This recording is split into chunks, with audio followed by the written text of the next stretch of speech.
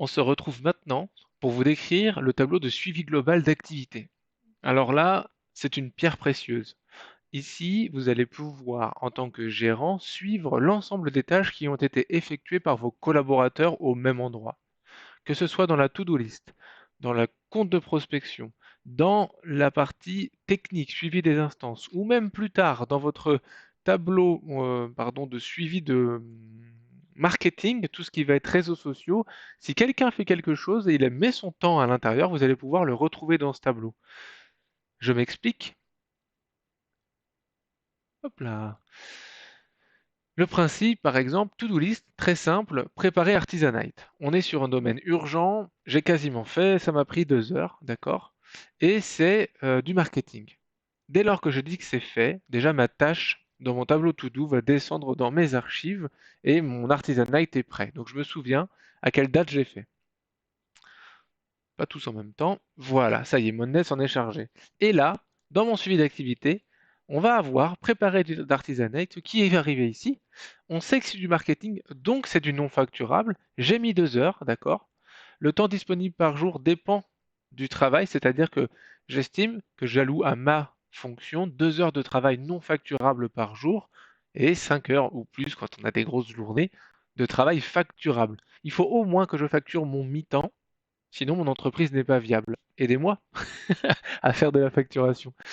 En gros, voilà. Donc là, si j'estime que j'ai travaillé 2 heures et que j'ai fait ça, alors que j'ai le droit d'avoir 2 heures, mon taux de charge est de 100%. Je dois faire autre chose dorénavant. À un taux horaire de 60 euros, on va dire assez minime par rapport à ça, je viens d'investir 120 euros dans le salon Artisanite. Et l'idée, c'est de filtrer toutes les tâches en facturables et non facturables, de manière à ce que vous voyez combien vous investissez dans vos efforts non facturable et combien vous avez facturé, même si ce n'est pas réellement votre chiffre d'affaires, d'avoir une estimation de coût facturable. Allons-y pour une tâche technique. Intervention. On est sur du facturable. 4 heures. J'ai travaillé 4 heures. Voilà, je vais pouvoir envoyer. Le contrat de vie a été fait et je peux même dire que c'était.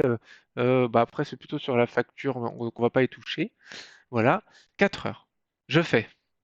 Tac. Ça veut dire que là, la date de réalisation va se mettre en place et puis on va changer directement. Voilà, l'intervention 1 est faite à telle date.